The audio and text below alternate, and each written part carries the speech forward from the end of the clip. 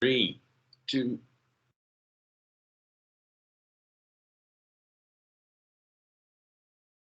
Well, greetings, cybernauts. This is the Earth year January 2021.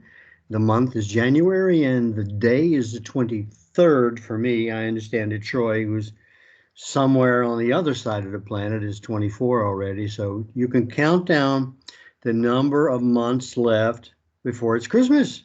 Huh? All right. That's going for you. Yeah, man. All right. You got something to look forward to. I have a couple things I want to talk about. Without sounding weird, I'm going to sound weird anyway. Some interesting things happening in the course of this action that you and I are taking. Mhm. And it seems like I spend the time when we finish filming till the next time we start filming in a total panic. It's like, oh God, what am I going to talk about? This kind of a stuff. And if I just relax a little bit, go through my routine or whatever, and then show up at the theater on time, get in makeup, put on my costume, sit in the green room waiting for the curtain to rise. Uh-huh. And in the process of doing that, a couple of interesting things happened to me today. One of them, I'll save the best for last. I'm not sure which one's better, All right. but anyway, so I'll start with coffee, right?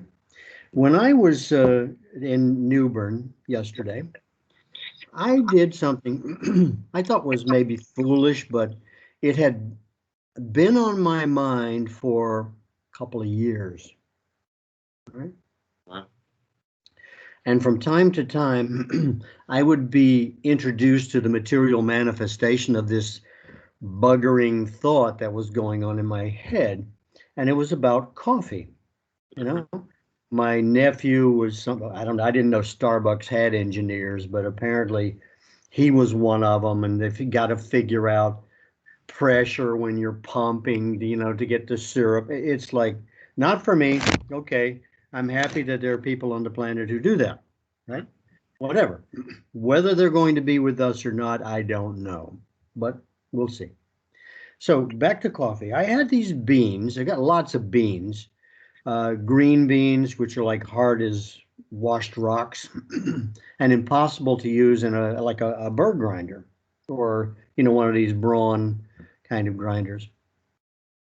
So I bought this coffee grinder from 1873. And it's got, a wheel like that on one side, and on the other side, it's got another wheel. So we've got two big wheels, and there's a wooden handle, that you do this kind of business in. And in the process of figuring this thing out, which I would think would be, pretty simple, right? There's a hopper, you put the beans in, they go down inside. But you don't need to have a look unless you're me, right? And you got to figure out what's going on, how the gears are working. And this is 1873, let me say again, right? Cost me 500 bucks. Okay. So it's not like I didn't have a coffee grinder or I can't buy it already ground or anything, but I was thinking, okay, I'm going primitive, right? I'm regressing somehow away from all these things that didn't work for me while I was, case in point, while I was out looking at an ancient, and it looks like, could be industrial, but back then it wasn't, things weren't the way we think about them today. Yeah. I think I'm safe in saying that. Oh. So, and it's red, it's painted red, it's cast iron, it's got Enterprise, Philadelphia, the company that made it, patent date October the 21st, 1873. So it was shortly after the Civil War, made in Yankee Land, right, in Pennsylvania. Okay. But it made its way down here. And it's also Newbern, by the way, is where Pepsi Cola was invented. Ah. Pepsi-Cola, and then you've got Coca-Cola, which is also from North Carolina. So, we like sugar drinks that create corporations that, run the world. Yeah. So we'll see about this coffee maker. So I did open it up because there are a couple of things that people had tampered with over the years, and I had to make sure that there are really two gears in there that, like a stone ground corn or whatever, but these things have little teeth on them. And the principle behind it is to squeeze the bean, Right. right? Yep. Not to or whip it up or blast it or whatever they do now. And so here I have two cast iron gears intermeshed that obviously squeeze the bean as it comes down from the hopper in this place where beans are ground. And I wasn't particular. I mean, I didn't go out and buy, Starbucks blonde, whole bean, any of that BS. I just had a container full of beans. God knows where they came from. Maybe even Bhutan. I picked up like 5 pounds of coffee beans when I was there because some native lied to me that they grow coffee in Bhutan, and it's from the southern regions, hard to get. And anyway, I paid a good amount of money for it in Paro, little coffee shop in Paro. Okay. So I put the beans in there and I spin the wheel. And it's not as easy as you might think it is. I mean, with a wheel this big, it sits like a meter. The top of it sits at least a meter above the ground, right? And underneath it, there's a little place where it comes out. And I put a bowl under there to collect the coffee, whatever it was going to look like. Yep. And brought it into the house after I ground it. I put it in the Capresso, the espresso machine, right? And made myself a cappuccino.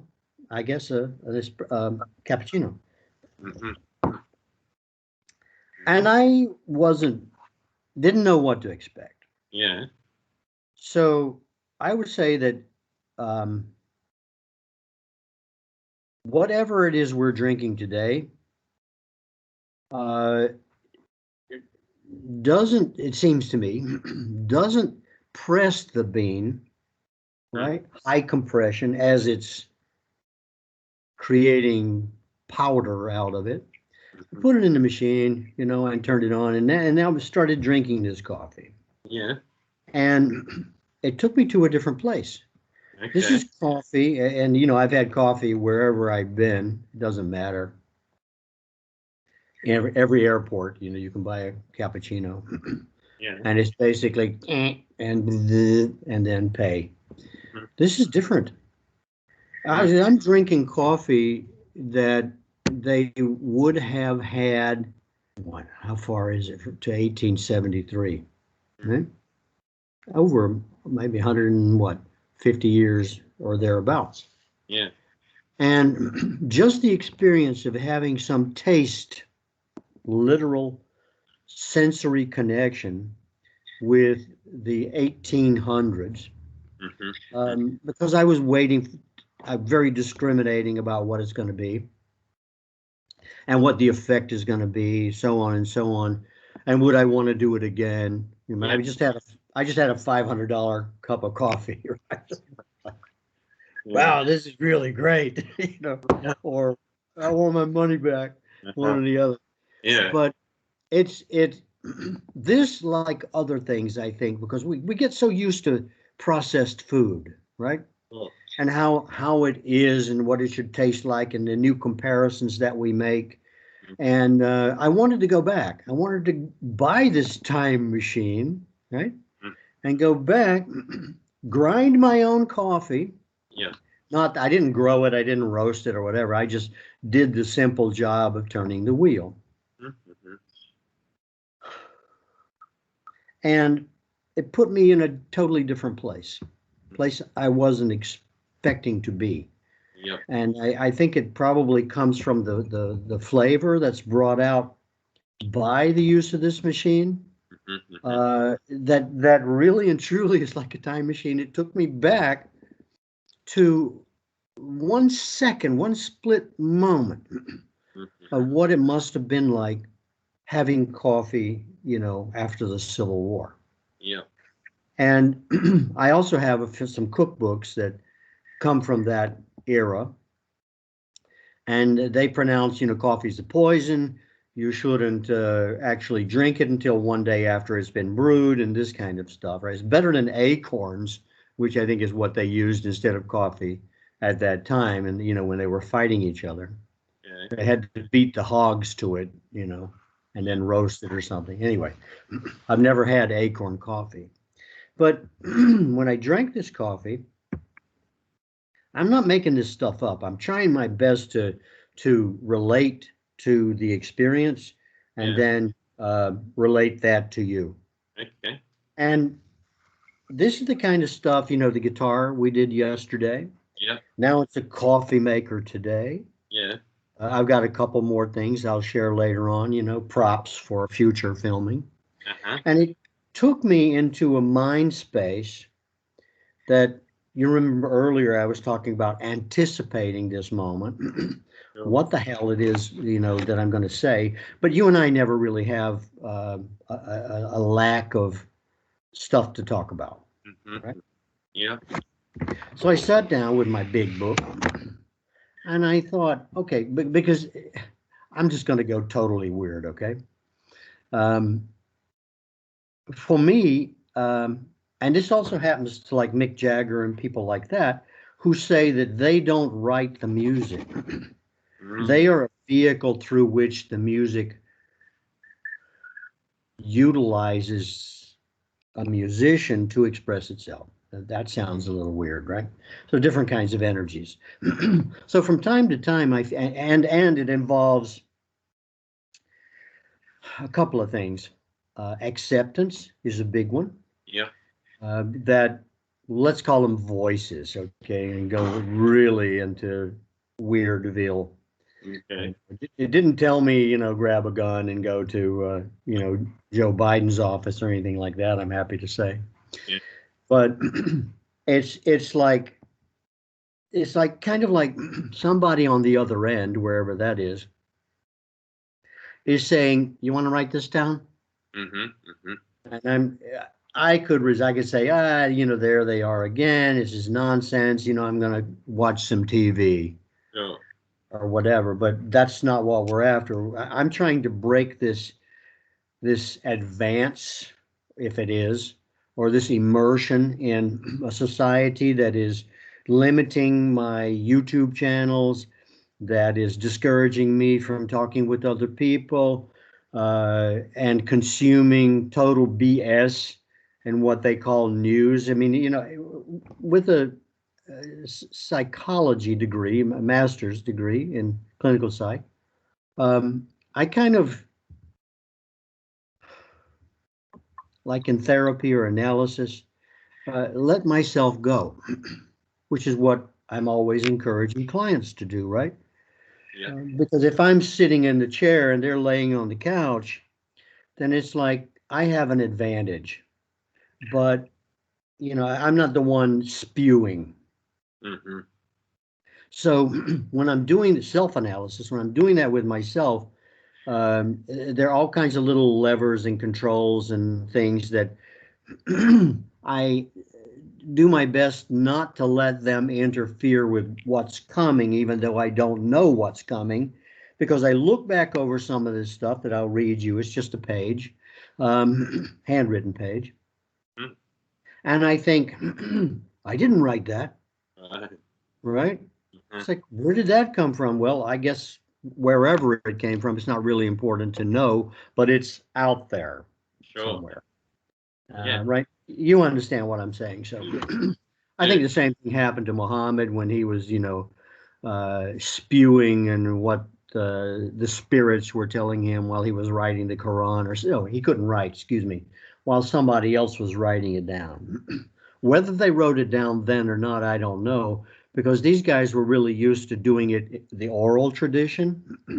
Mhm. And then 300 years later, somebody would write it down like it hadn't changed, like nothing had changed in it, right? Whatever. So I entered this little area thinking that society is in collapse and that, well, it's I wrote this for initiates, Okay. right? People who maybe later on when we come to terms with each other, I think I have a problem with that, but I'll just read it and we'll just, without me explaining anything, which I hate it when other people do it, so I won't do it myself. Society in collapse. We regenerate. Forget history. We need no introduction. We are. We change. We introduce. We delete. We are the spirit of the time. We are the fathers and mothers. We are the children, the aunts and uncles. We are the trees and the waters and the birds of the air, creatures of the ground. We are the blood of the planet. We are the sun and rain, the winds and the breath of all that lives and dies. We see all, we know all. When we blink, time passes away. When we sing, we dance. When we dance, we create. We who are light on our feet, agile. We who know before knowledge. What we know, we establish. When we blink, it passes away. What we want, we have. What we do not want passes away. Change is our eternity. The shadows are long, then there are none. In darkness and in light, we are. Our minds are our temples. The void, our universe. And I started thinking, if I read that without, which I just did, without making the post-introduction I'm going to say now, it's kind of out there. Okay. At least I think so. But when I think of myself as an initiate, as a cybernaut, as creating a new world, Yeah. then I place myself, in front, well, of a computer. It's kind of like a play, really, in some ways, because when you blink, it's just that fast. It can all go away. All the stuff behind you, all the stuff behind me can just go away. And when I do go away physically, like to another country or something, or leave the house, I wonder, is it still here? Because for me, it's not. Well, It's just the memory. But this is kind of like a creation theme, right? That we have all this power. Our minds, are our temples. Yeah. Right? Yeah. And the void is our universe. It's not just a planet, we can create whatever we like. That's right. And you are the god of the machine, right? You are able to take an inspirational moment, right? You do that for other people, you do that for yourself, you do that for me, and you facilitate creation, right? And you bring it to a point where it's like an intermediary point, kind of like Jesus, right? You talked about Jesus yesterday, where Troy's Jesus, by the way, in case anybody didn't notice that. The implementation of that inspiration in the may I say, physical world, Mm-hmm. you know, is just like thinking it or writing it down, Mm-hmm. right? And it was, this pen, this hand, Yeah. right, that wrote this thing down, in as much as you can take an idea, an inspirational moment, and translate it into something that other people can share Mm-hmm. Mm-hmm. and embellish it and support it and do all of the things that you do, so that other people can participate in this process, Yep. right? Exactly. Yeah. So whether it's bringing back coffee from, the 1800s, Mm-hmm. right? Because it was green beans and then a roaster. Mm-hmm. Mm-hmm. I didn't put any, like, hazelnut syrup in it, or I did put some milk in it. So that may have been my mistake. I'll try espresso tomorrow Okay. and make that translation, that reassociation Yeah. with things, Yeah. except on a different level. And I mean, somebody might look at what's going on and say, you spent $500 on a machine to grind coffee, right? Yeah. When you can get it already ground in the grocery store. And it's like, you're missing the point. I'm involved, Yeah. right? Yeah. I'm a part of something instead of a part away. Yep. Yep. Right? And that sense of involvement um, has had an effect on me, Yeah. a real physical effect. That's right. And I just don't know where it's going to come from, when it's going to come, or how it's going to come. Mm-hmm. Yeah. Well, I think it's really important to acknowledge where we've come from, and the you're talking about coffee, the process that it used to be 150 say years ago, and in order to get a nice drink, it was the technology involved, although seems primitive to us now, was pretty complex, I'd say, for them to put all that together and to engineer it and then, take it to the process of generating that cup of coffee. Back then was an innovative idea, I'm sure, to actually build this machine. And then Mm. to come to today where you're saying, we can have a cup of coffee at the press of a button, the electronics whizzes, and, it probably, yeah, like you said, doesn't do it the same way, squeezing versus grinding, and it's kind of a black box, which we refer to a lot in the computer world. So behind these devices that we're looking at, we're using now, can be a lot of black boxes. We're not sure, how it's working, but it works. So, that's where, as far as we go. But to appreciate and to step back in time, what we actually are capable of doing today, all it takes is just a little, review of, okay, what was happening, in 2000, the year 2000. What sort of Windows version were we looking at, and, going back, and you did have a look at, Windows 3.1, you get appreciation of what we've got today and the capabilities and the, uh, I guess,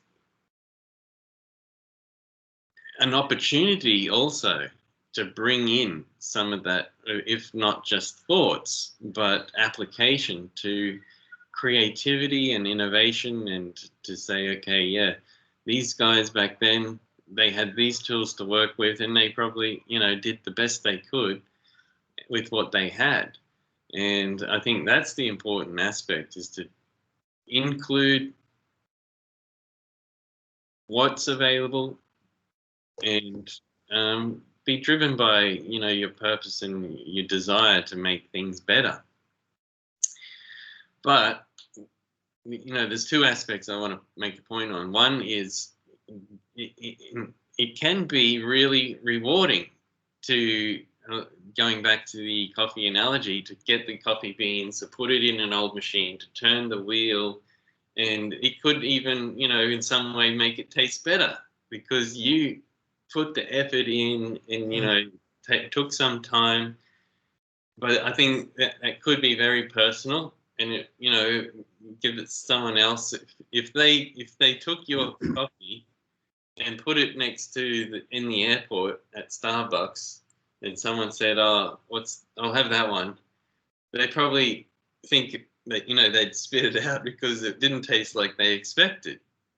They think they didn't know that. Well, this is actually Danny Teal's homemade brand that was grown just 5 minutes ago, but because you have the knowledge of where it's come from and the effort, and you personally involved, then you appreciate it more, and you can put yourself back in that time when the other people were doing it for themselves every day.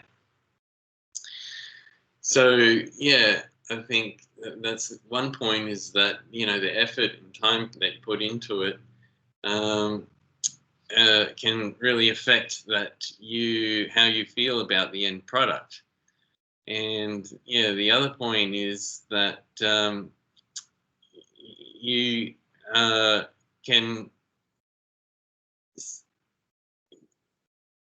integrate that into your own appreciation of what's going on, how to make things better, and think about the effort that was involved and how to maybe streamline it, but not falsify it, like we were saying yesterday, or looking at the guitar and getting appreciation of that guitar and the effort that went into carving a headpiece into it,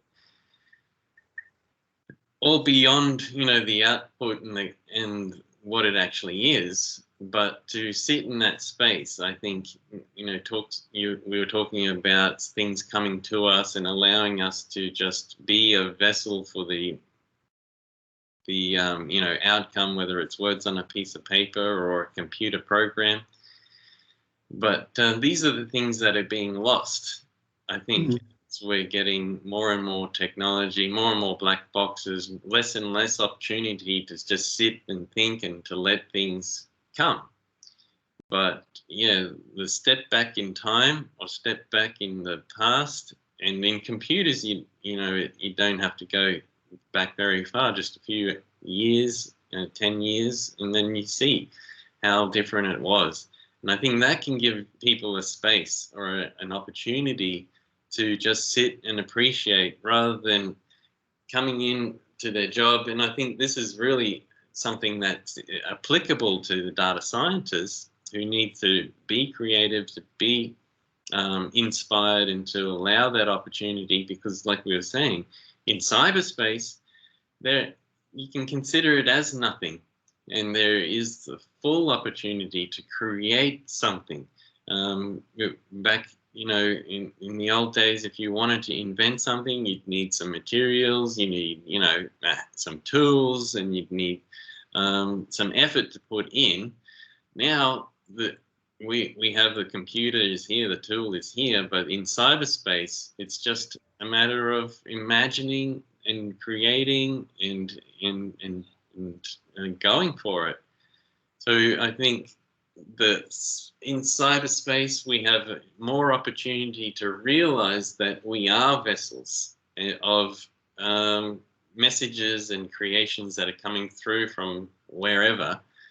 And we can really play with that if we, pursue that in this medium called cyberspace. So, yeah, I think it's great analogies and very important teachings and great ways of actually developing our Nibiru 600, this virtual perfect world, is to acknowledge these aspects that we're talking about now, not just say, oh, well, yeah, look how funny this was back then, we had to do it, but to really appreciate the beauty of that machine. And that's what you do, because you actually bought it and you actually tried it out. So these are the aspects that I think the next generation, or whether the data scientists or cybernauts, or the creators of Nibiru 600, I think is essential for them to understand and gain some level of appreciation. It's one thing that I fear is losing what I regained today, which is a closer association with a cup of coffee. That's I mean that's pretty basic, right? When I was growing up, we were on the school bus going to school, and we would pass families that were roadside. They were raising hogs, and it was like they were shooting the hog and slaughtering it, and that's what they did at that time of year, right? September, October, which is when you do that sort of stuff, and then you create your own lard. You create your own sausage. Nothing is thrown away, and even though I've never done that myself, I've certainly witnessed it.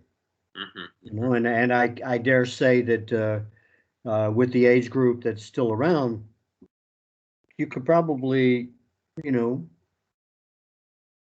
take a hog and go through the whole process yourself today, which I think would scare the bejesus out of people, and who would be picketing against hog killing and whatever, unless of course it's done in some little big box that and I don't think they use bullets anymore. They have a little probe that goes into the skull and this whole thing, right? And then they sell the gallstones of the hogs to the Koreans who used it as an aphrodisiac.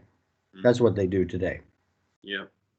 So I think, and this is what worries me, is that how can you as a data scientist help people, whether it's on the creation end or the utilization end, of establishing a more direct association with a world that is so volatile and so changeable and so unpredictable, until of course you learn how to work the application on your machine, which everything's doing all the work for you, right?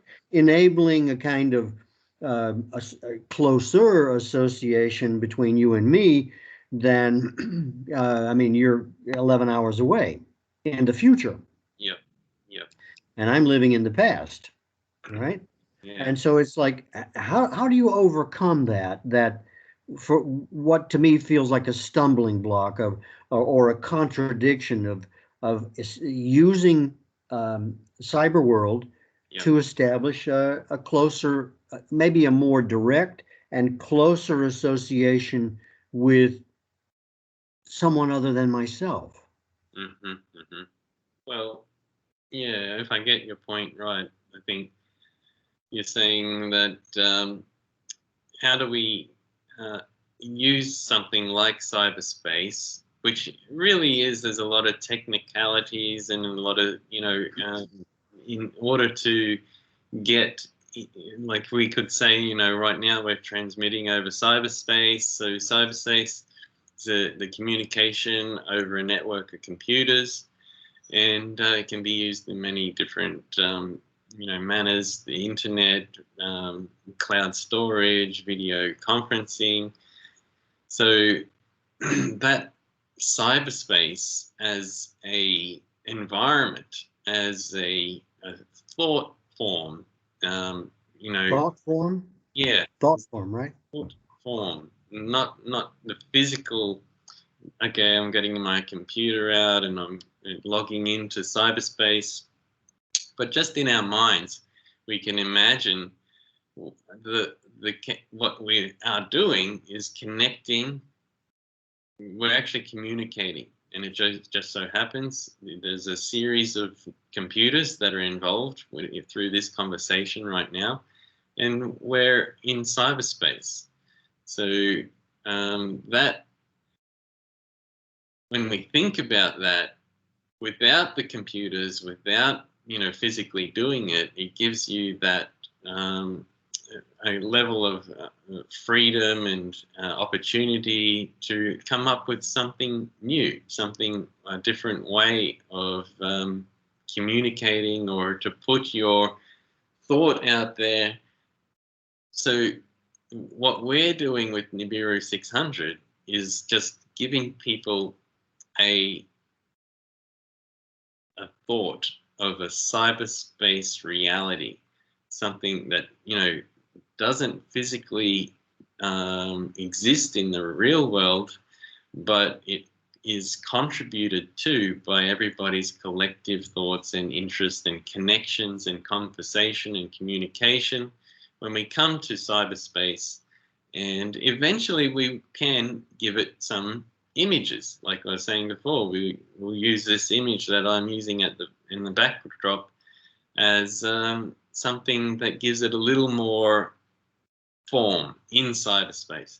Eventually, maybe we'll have a whole virtual reality where you put on your goggles and you can walk around the world and you can interact with other people who are wearing the goggles who are actually on the other side of the world, but they're connected in this cyberspace.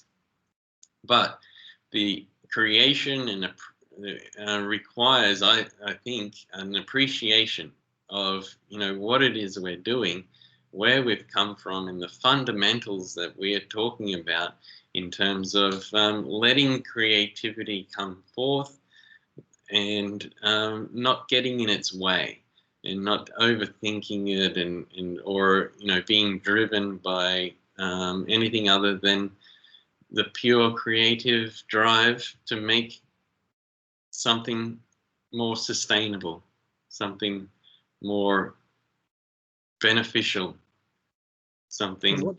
What service does that provide?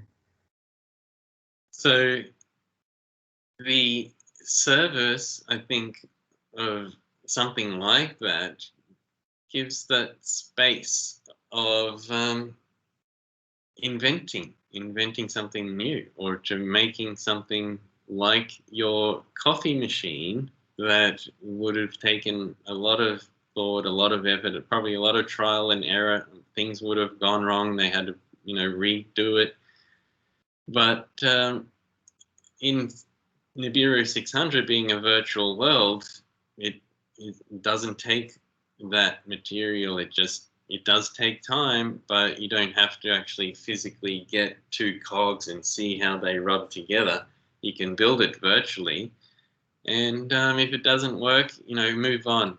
If it does, you can try, 1,000 times more in different ways and 1,000 times more quickly to see what works and what doesn't.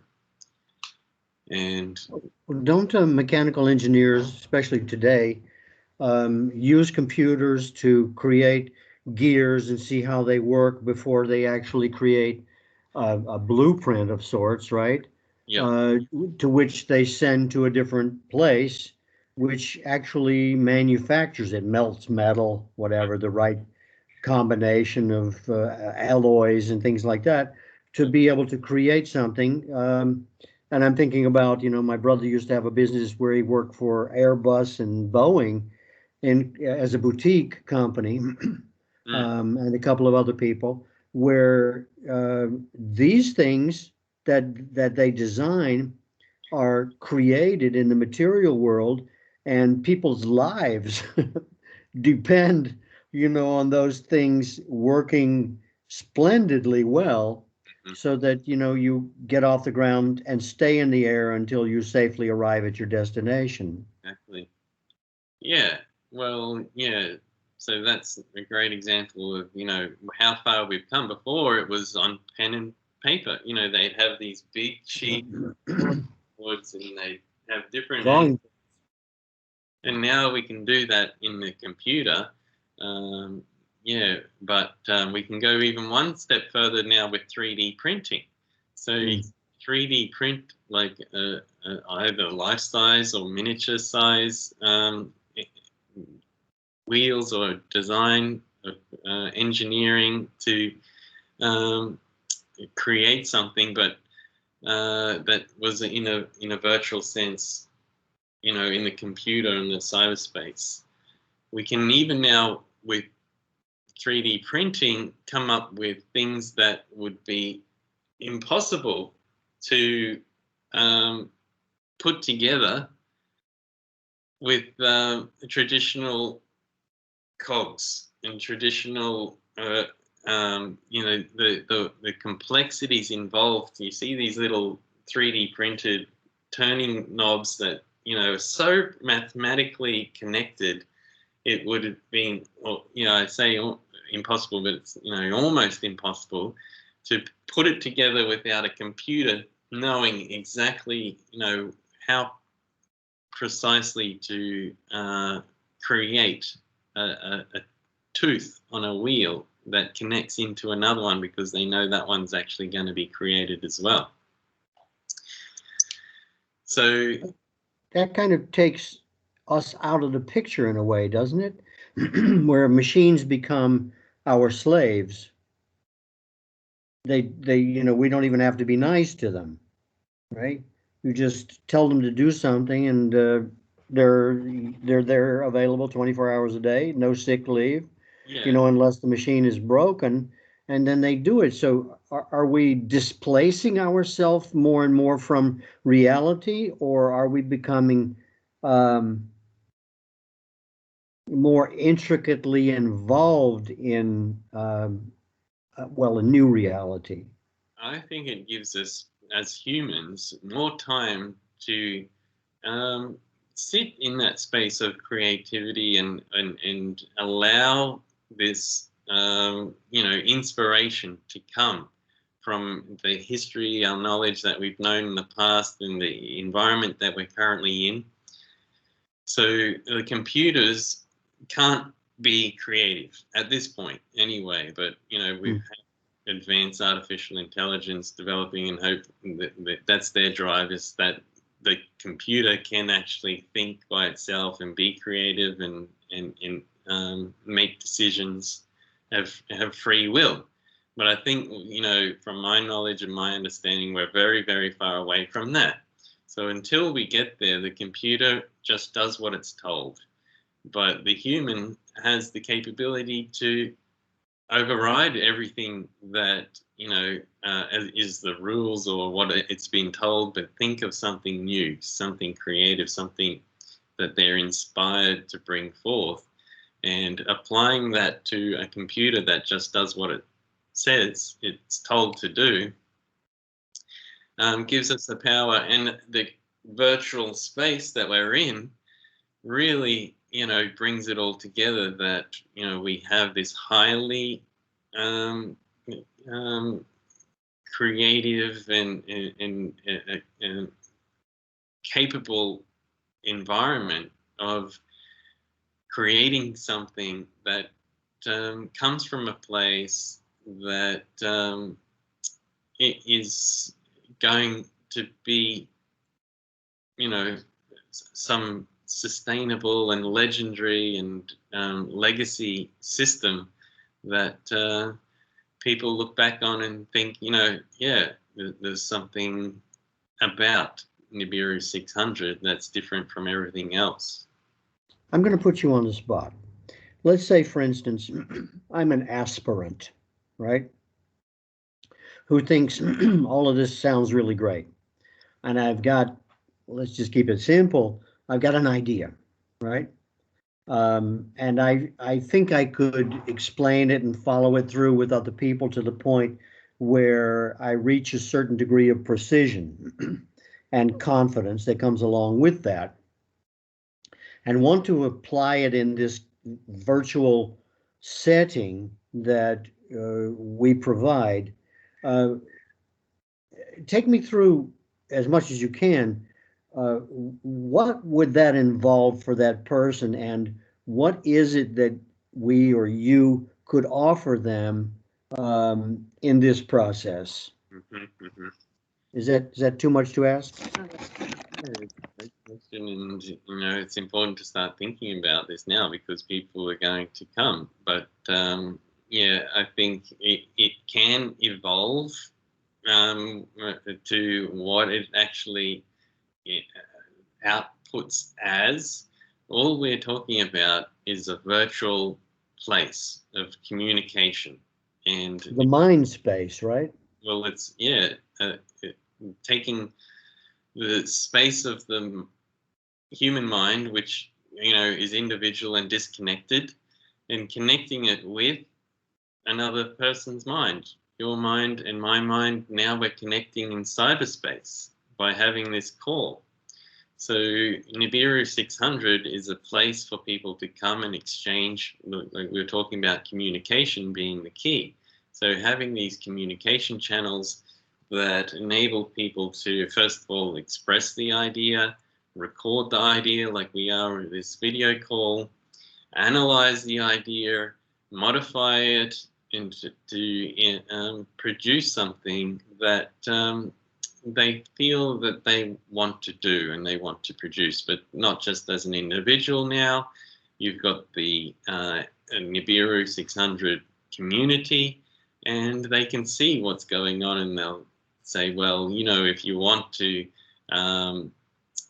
create this as a as a physical object, I've got a 3D printer. It's not doing anything, and send me the design, and I've even got someone who can map it out into a 3D printing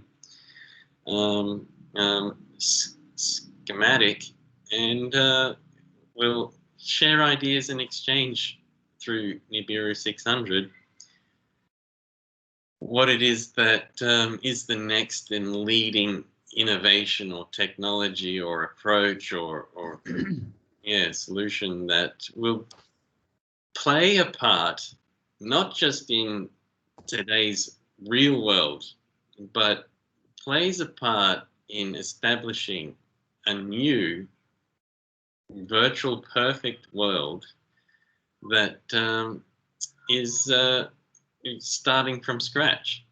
With all the technology, with all the knowledge that we have available, we are putting aside the broken parts of the world that are today, that some old primitive political systems, even education, and the way that we look after ourselves and communicate through media and control. These inventions that come to Nibiru 600 or ideas have a theme of starting from afresh. And as much as possible, we want to avoid getting back into those bad habits of, doing things in a place that's already kind of dying or corrupt. So we give a new fresh start, which is Nibiru 600. And we enforce as much as we can, at least the idea of sitting in a space and allowing things to come without thinking too much, but being the vessel of the ideas, and to give you the opportunity to, like you were saying, it might sound a little crazy, but this is a comfortable place for you to express whatever crazy idea you think you have, because nothing is going to be judged or too weird out there for this new opportunity. Because we're in a space of nobody knows what is considered normal, because it's a space of nothing. It sounds a little like an online lab, like like a laboratory. I would imagine, of course, there are going to be some economics involved in terms of the depth and scope of the idea, how much time people want to consult or speak with other people, so that we have the material necessities that can keep something like this not only running but growing and increasing in our capabilities to help people do things, right? While we keep in mind that this is not a planet of one person, right?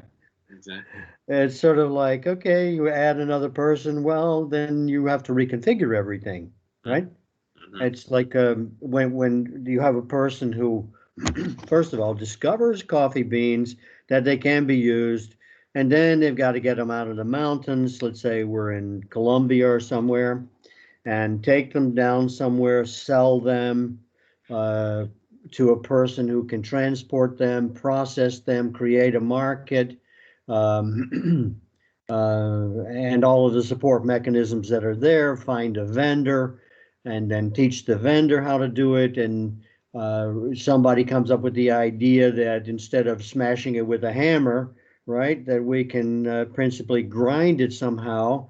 And in grinding it, then what's the best way to grind it? I understand that the bean needs to be pressed, Mm-hmm. right? Not just chopped up, Yeah. so that the oils are released, and then, the other million things that are involved before you actually sit down at the table and say, smells nice, right? And then go from there.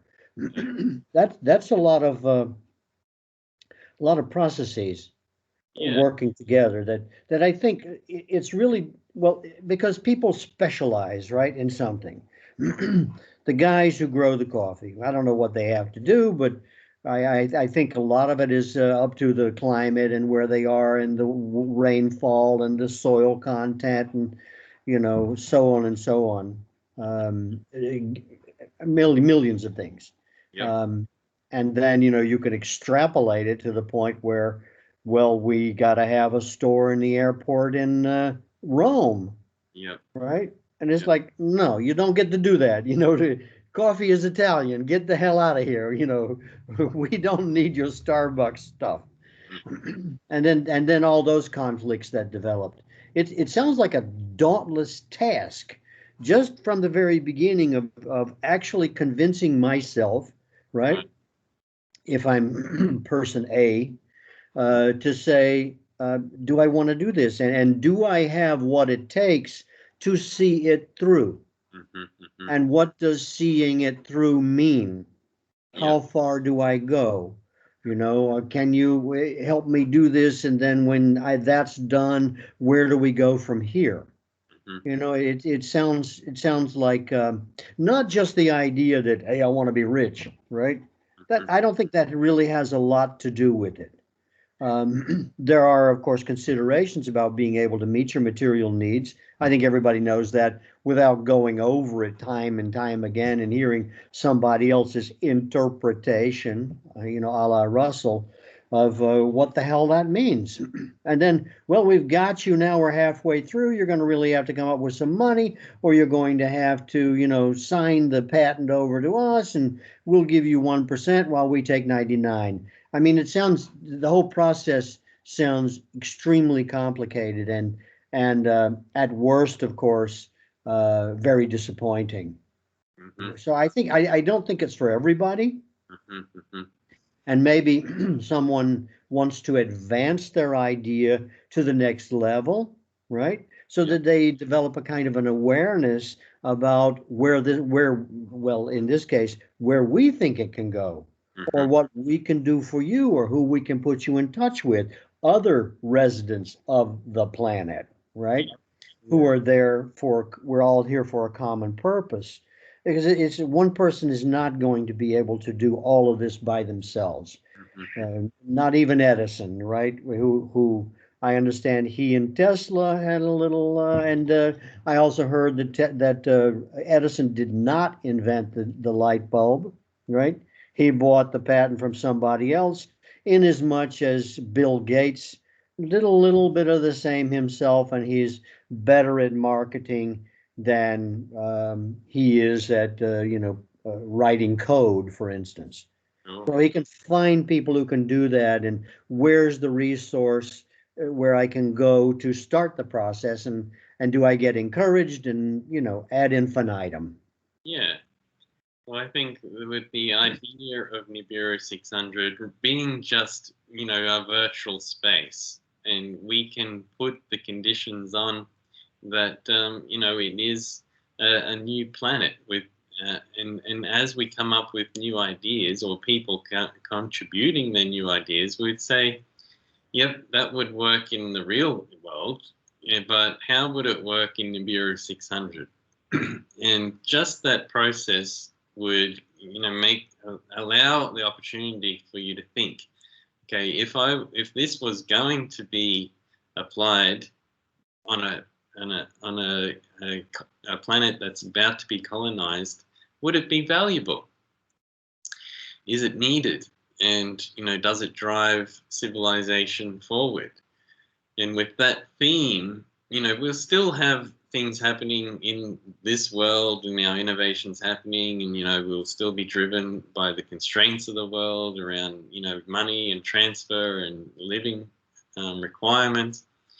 But just as a virtual place, an idea, and to consider, like I was saying, it doesn't need to be anything more than a conversation, and to allow you to think in that context. Eventually, it'd be great, like if we develop the backgrounds and you can actually immerse yourself in the virtual world, and we can have things that were considered and gone through that process of, okay, how would this work in Nibiru 600? Okay, well, we need a way of communicating beyond the internet. So it will, I think, inspire new ways of thinking and new thoughts that can be applied to the technology and advancement of today. And, just be that trigger that makes people think in a way that they can allow more, I guess, natural creativity versus well, the drive for more material wealth and Yeah. the effects of You don't need a passport, or you don't need a vaccine, right? that's right. It's a great time to do it because we are getting this opportunity to be um, behind the computers or involved with the computers and connect through the computers. And if we miss this opportunity, it'll be a real shame. I mean, Yeah. we as a society, as yeah, the growing community of the people in cyberspace, so that it doesn't actually fall over and corrupt itself, and this will be a beacon for something that's coming good out of the connectivity and the requirements for us to actually be behind the computer and to log in. Sounds sweet. Well, it's still just, yeah, an idea and thoughts that we're pursuing, and well, I think for us it gives us the opportunity to be more creative, think outside the box, and to have that space of nothingness, or understanding the concept of zero, from formlessness to form. And yeah, it's, I think for me anyway, enjoyable to do it that way, and it has given me some great results, and we're seeing some great outcomes together as well. So as it grows, I think if we keep that fundamentals of our approach, then it will just get continued along these lines of enjoyment and fulfillment and fun, and purposeful inventions and creations that are sustainable that yeah, create this legacy of Nibiru 600. Wonderful. Wonderful. Shall we continue again tomorrow with another one? Yeah. Yep. Right. Oh, tomorrow. Oh, tomorrow you're busy? Yeah. Oh, that's right. We'll bring this call to a close. So yeah, great recording again, and we can hit the stop button. No last words from my side. Me either. I'll finish my coffee now, I guess. Yeah, enjoy that coffee. Thanks, man. See you later.